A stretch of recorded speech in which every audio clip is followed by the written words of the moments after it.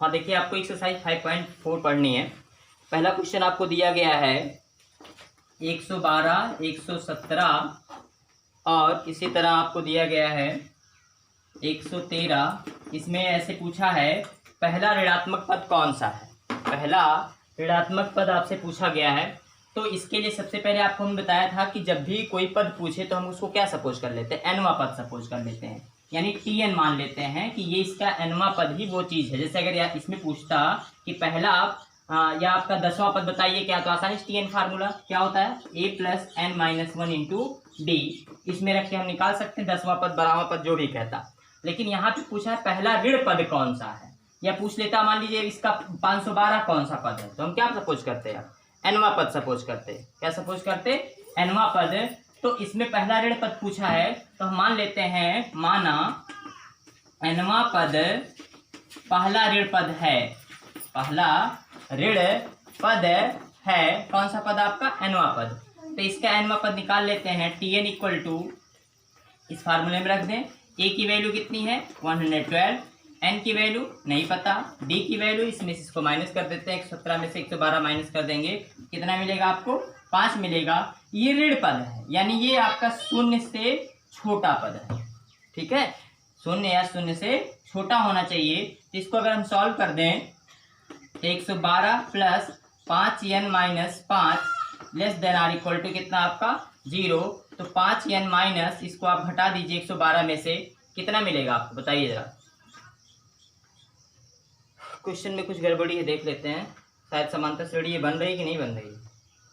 121 है ये, तभी तो कंफ्यूजन है। ये 121 है, तो यहाँ पे कितना रखेंगे हम 121। तो 121 में से 5 घटाएंगे तो कितना मिलेगा आपको। अब यहाँ देखिए, अब इसमें T2 माइनस T1 फार्मूला होता है। डी कैसे मिलता है, T2 माइनस T1 से, यानी दूसरे पद में से पहला पद 117 में 6 घटाएंगे कितना आएगा -5। माइनस का चिन्ह ध्यान रखिएगा, माइनस से गुणा हो जाएगा, ये -5n माइनस माइनस आपका +5। इसको आप जोड़ दीजिए तो -5n। देखें तो आगे आपका 121 और 5 जोड़ दीजिए आप 127 के, ये less than or equal to 0 के। तो चाहे आप इसको ट्रांसपोजिंग करिए चाहे इसको करिए, तो अगर इसको कर देते हैं तो ये आ जाएगा less than or equal to -127 के। और जब ये माइनस का चिन्ह आप हटाते हैं, मतलब माइनस से गुणा भाग करते हैं, तो ये इक्वलिटी का जो चिन्ह होता है वो बदल जाता है, यानी 5n बड़ा हो जाएगा कितने से 127 से। तो अगर देखें हम तो 5n मतलब n बड़ा है कितने से 127 बटे 5, 5 दूनी 10, 2 12, 5 पच्चे 25 और 2 27, 5 चौके 20, यानी n की वैल्यू 25.4 से बड़ी। तो चूंकि n क्या होना चाहिए, प्राकृतिक संख्या होनी चाहिए, ये बटा वटा में दशमलव नहीं आना चाहिए। इसका मतलब n की वैल्यू जो है 25.4 से बड़ी। अब इससे बड़ी वैल्यू कौन होगी आपकी, क्लियर है, n बराबर 26 होगी, यानी 26वां पद जो होगा वो पहला ऋण पद होगा। अब पहला ऋण पद का मतलब क्या था इनके, पहला ऋण पद का मतलब इनके यही था कि अगर हम इसको बढ़ाते जाए, बढ़ाते देखो घट रहा है ना, 121 और 17 घट रहा है, तो कभी कभी ये क्या हो जाएगा 0 होगा, कभी 0 छोटा भी हो जाएगा। तो वही जब 0 छोटा होगा तब कौन सा पद होगा वो ये पूछ रहे थे, सही बात ना। तो ये तो था आपका पहला क्वेश्चन। दूसरा क्वेश्चन देखते हैं, सीढ़ी वाला। कह रहे हैं एक सीढ़ी है, एक सीढ़ी के क्रमागत डंडे 25 सेंटीमीटर की दूरी पर है। कितने सेंटीमीटर की दूरी पर ये सीढ़ी है, 25 सेंटीमीटर की दूरी पर डंडे लगाए गए हैं। कितने सेंटीमीटर, 25 सेंटीमीटर की दूरी पर डंडे लगाए गए हैं और डंडों की लंबाई एक समान रूप से घटती जाती है। देखो ये छोटा है, ये बड़ा है, ये बड़ा है, ये बड़ा, अगर नीचे वाला देखे तो सबसे बड़ा हो गया है ना। तो इस तरह इसकी लंबाई आपकी घट रही है। आपसे पूछा गया है सबसे निचले डंडे की लंबाई 45 सेंटीमीटर, इसकी लंबाई 45 है, सबसे ऊपर वाले की है 25 सेंटीमीटर। ठीक है, सबसे यदि ऊपरी और निचले डंडे के बीच की दूरी, इसके और इसके बीच की दूरी 2.5 मीटर है। कितने मीटर है, 2.5 मीटर, यानी 2.5 मीटर है। ठीक, 2.5 मीटर है। तो आपसे पूछा जा रहा है कि तो डंडों को बनाने की लकड़ी की कितनी लंबी लकड़ी की आवश्यकता होगी। मतलब ये कह रहे हैं कि अगर ये डंडा आपको लगाना है, मान लो आप बढ़ई हो गए, लॉकडाउन चल रहा है, तब पढ़ाई लिखाई करेंगे नहीं तो बड़े बड़े काम करना पड़ेगा। लेकिन अगर जो लोग इसे पढ़ के किए रहेंगे बड़े काम और अच्छा करेंगे। जानते हैं अब्राहम लिंकन एक हुए थे, उनके पिताजी बढ़ई ही थे, आगे चल करके वो अमेरिका के राष्ट्रपति हुए और दास प्रथा का उन्होंने अंत किया था, पढ़े होंगे आप लोग। तो ये कह रहे हैं कि ये एक सीढ़ी है, पहले प्रश्न समझते हैं। सीढ़ी है, इसमें 25-25 सेंटीमीटर पे डंडे लगे हुए हैं, ठीक है। और सबसे बड़ा डंडा कितना 45 सेंटीमीटर और सबसे छोटा डंडा कितना है 25 सेंटीमीटर। और कह रहा है कि समान रूप से लंबाई घट रही है, जितना इससे ये कम है उतने इससे ये कम है, उतने इससे ये कम है, इस तरह आपकी घट रही है।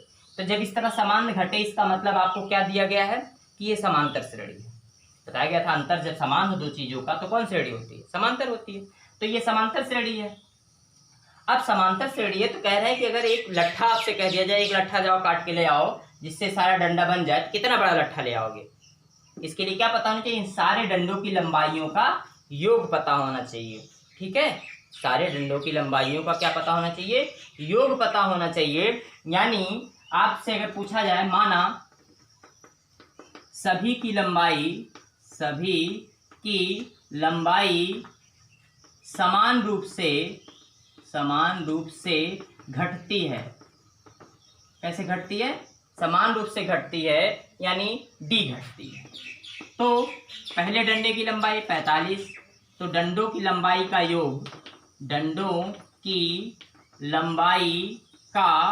योग कितना हो जाएगा आपका 45 प्लस अगला 45 माइनस डी, अगला क्या होगा 45 माइनस 2d, ऐसे डॉट डॉट। अब पहले पता करें इसमें कितने डंडे आपके लगे। अगर ये पता हो जाए तो उतने पदों का योग करके हम आसानी से निकाल सकते हैं, ठीक है। और लास्ट में लेकिन दिया है, लास्ट में कौन दिया है 25 सेंटीमीटर। कितना आपका ये 45 से हुआ, घटते घटते घटते 25 पे आ गया, ठीक है। यानी हमको अंतिम पद भी दिया, लेकिन ये कौन सा पद है ये नहीं पता है, ये कौन सा पद है ये पता नहीं है। तो अगर हम इसको पहले पता करें तो कैसे पता होगा, यानी इसमें कितने पद हैं ये पद निकालना पड़ेगा।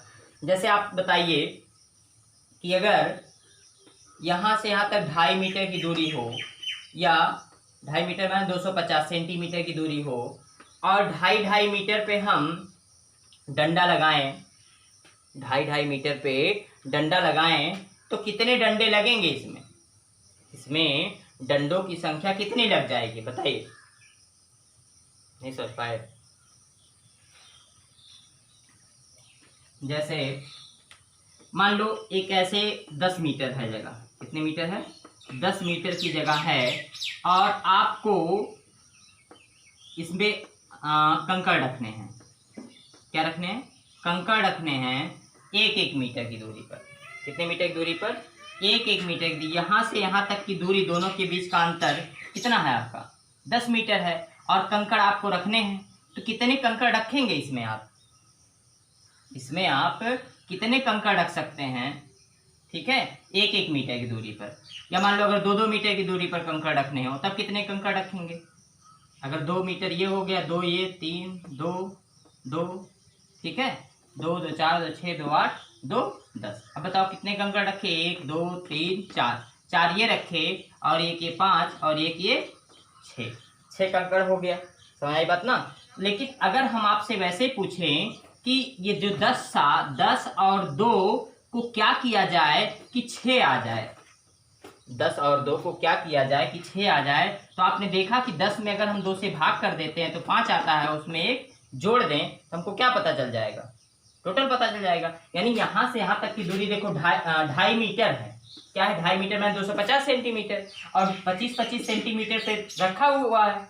तो अगर डंडों की संख्या निकालनी, तो यहाँ से अगर डंडे गिनेंगे तो इस पूरी दूरी को, अगर हम पूरी दूरी मतलब 2.5 मीटर को 25 सेंटीमीटर से भाग कर देंगे, और जितना आएगा चूंकि एक डंडा एक्स्ट्रा लगना पर है, तो उसको अगर जोड़ देंगे तो कुल हमको डंडों की संख्या पता चल जाएगी।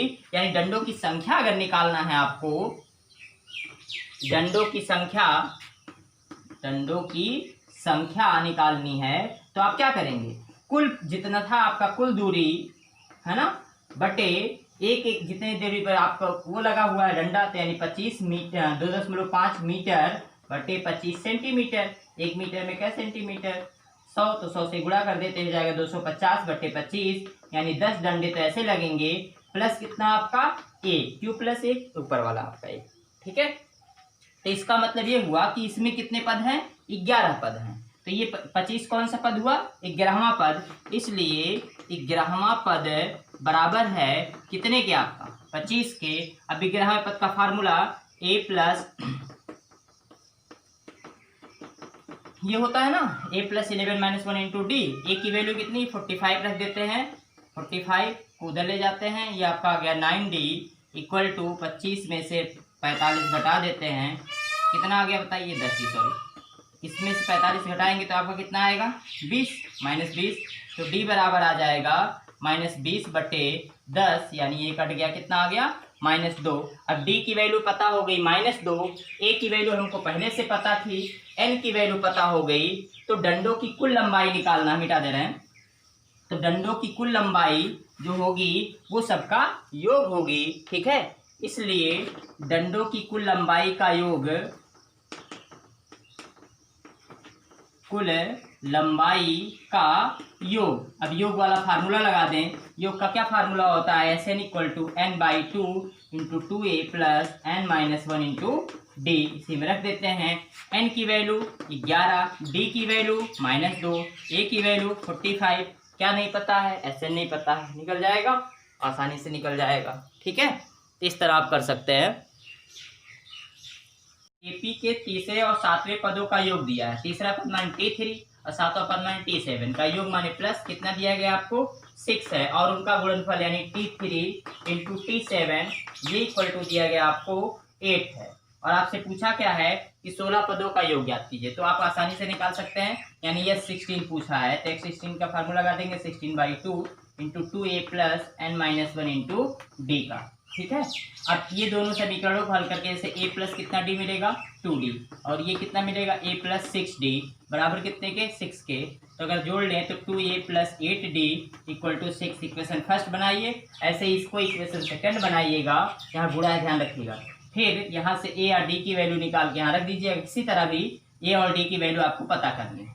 ठीक है, a और d का मान निकालिएगा और यहाँ उठा के रख दीजिएगा, आपको वैल्यू मिल जाएगी। चौथे क्वेश्चन का हिंट ऐसे बता दे रहे हैं, बाकी काम आपको करना है। चौथे क्वेश्चन में क्या दिया है कि एक पंक्ति में 1 से लेकर के 49 तक संख्याएं लिखी गई हैं, ऐसे मतलब मकान बने हुए एक पंक्ति में, और सब पे नंबरिंग की जाती है। मकान नंबर होता है ना सबका, घर पे नंबर होता है, आपको मकान नंबर कितना याद है, ना याद हो तो पता करिए पहले। तो अगर नंबरिंग करते हैं हम 1 से लेकर के 49 तक, और आपसे क्या पूछ लें, कुछ भी मान लो पूछ लेते हैं, इसमें पूछा क्या गया है कि यहाँ कोई यक्ष है, ऐसी संख्या है किसके पहले तक की संख्या जोड़ोगे और इसके बाद की संख्या जोड़ोगे तो दोनों का योगफल क्या कह रहे हैं समान आएगा।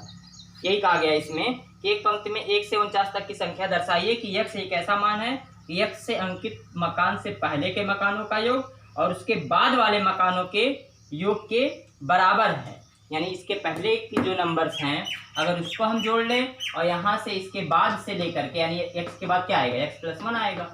ठीक है, x और यहाँ क्या आएगा x माइनस 1, ये संख्या जोड़ो और ये संख्या जोड़ो, दोनों का योगफल समान है, दोनों का योगफल क्या है समान है। यानी प्रश्नानुसार क्या लिखेंगे, प्रश्नानुसार 1 + 2 + 3 प्लस डॉट डॉट कितने पदों तक x माइनस 1 पदों तक योग, पदों तक योग ये बराबर हो जाएगा कितने पदों तक का योग, इसके बाद वाला x प्लस 1 फिर x प्लस 2 फिर x प्लस 3 ऐसे डॉट डॉट कितने पदों तक का योगफल 49 पद। अब इसमें कितने पद होंगे, अगर हम 1 से 100 तक गिनती लिखें और यहाँ मान लो 25 ले लें, अब इसके बाद कितनी गिनती होगी 25 के बाद से, तो आप क्या करते हैं 100 में से इतना घटा देंगे तो पता चल जाएगा कितनी गिनती होगी। तो ऐसे ही अगर यहाँ से यहाँ तक आपका पूरा 49 गिनती है तो अब x गिनती हो ही जाएगी, तो x के बाद कितनी बची 49 माइनस x, यहाँ कितने पदों तक लेंगे 49 माइनस x है पदों तक का योग। अब दोनों के योगफल का फार्मूला लगा देते हैं, n/2 यहाँ पे कितना आपका x माइनस 1/2 इंटू 2a यानी 1 प्लस n-1 यानी x-1 इंटू डी, 2 में से 1 घटा देंगे 1, ये हो गया बराबर इसके पदों का योगफल n/2 यानी 49 माइनस x बटे 2, फिर 2a 2 गुणे x प्लस 1 प्लस n-1 यानी 49 माइनस x माइनस 1 और इंटू डी, इसमें से इसको घटाएंगे तो कुछ नहीं आपको 1 मिलेगा। ठीक है, इसी को सॉल्व करके किसकी वैल्यू निकालनी है, x की, आप आसानी से कर सकते हैं। सीढ़ी वाला एक क्वेश्चन आपके लिए जिम्मेदारी है, करके ये प्रश्नावली पूरी करके आप भेजिएगा। धन्यवाद।